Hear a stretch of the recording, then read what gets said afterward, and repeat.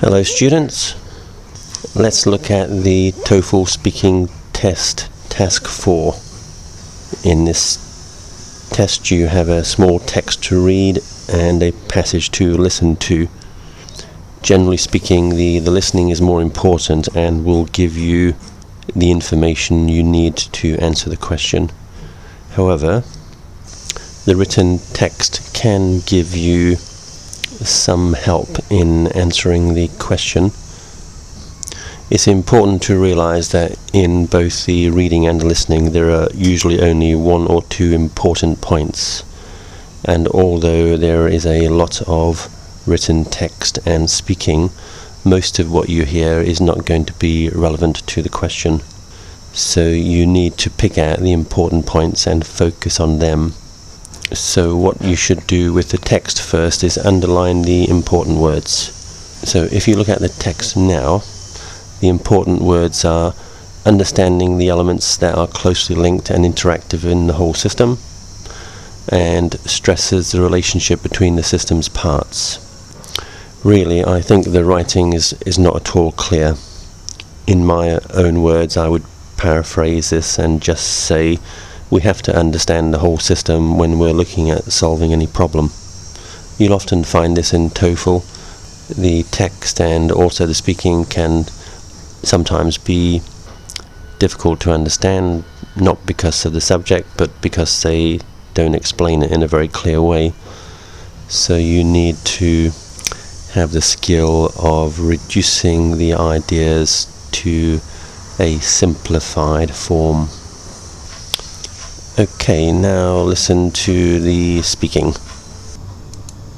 Now read the passage about system thinking. You have 45 seconds to read the passage. Begin reading now. Now listen to a lecture on this topic in a psychology class. Okay, class, today we'll be looking at system thinking. System thinking is a way to get the inside information that is linked and interactive as a whole. This is widely used because it claims that all human activity systems are open. Just the theory alone is rather difficult to understand, so let me give you an example to clarify this. I once worked for a corporation during my years in grad school to get some practical field work. While I was working for that company, I had many absences. No matter how hard I tried to avoid having another unexplained absence, I just couldn't help it. My bosses were starting to give me the eye when I returned the next day. My coworkers didn't appreciate my absences. I was miserable. Basically, it wasn't good. So after several incidents, the company finally decided to hire a consultant to access my problem.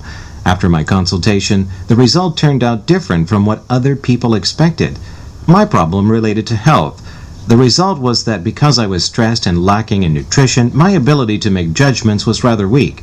I was, of course, very shocked, and so was my boss. Once the company realized this problem, they provided me with a solution.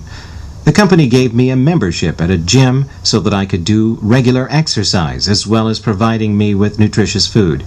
After that, I never missed another day. The professor explained about system thinking by using his own example.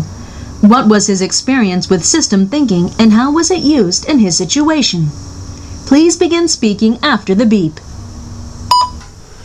Okay, student, you should be able to see now what they mean by system thinking using the professor's example of when he worked for a company. His absences from work were explained in terms of poor health and nutrition, and the company provided him with a solution. So the company gave him a gym membership and supplied him with nutritious food. So really in this answer you only really need to pay attention to the problem which he had when he was working for that company, and how the problem was analyzed and the solution. You can also use your own imagination to elaborate on the story a little bit. So for example, you can say that most of the fellow employees at his company probably just thought he was lazy. However, in fact, he was suffering from a lack of physical fitness and poor nutrition.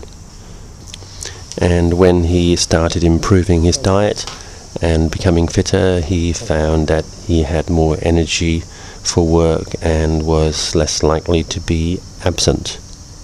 This information is not given directly in the talk, but you can use your imagination to fill in some gaps.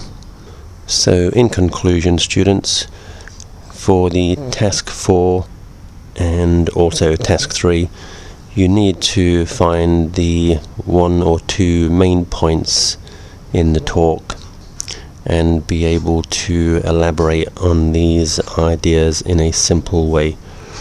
Never forget that this is an English test. It's not a test about the subject of the talk or the text. You do not have to be an expert on systems thinking or whatever the topic is. Okay, students, hope that was helpful for you. If you want to make an MP3 file giving your answer to this question, please contact me. Bye bye.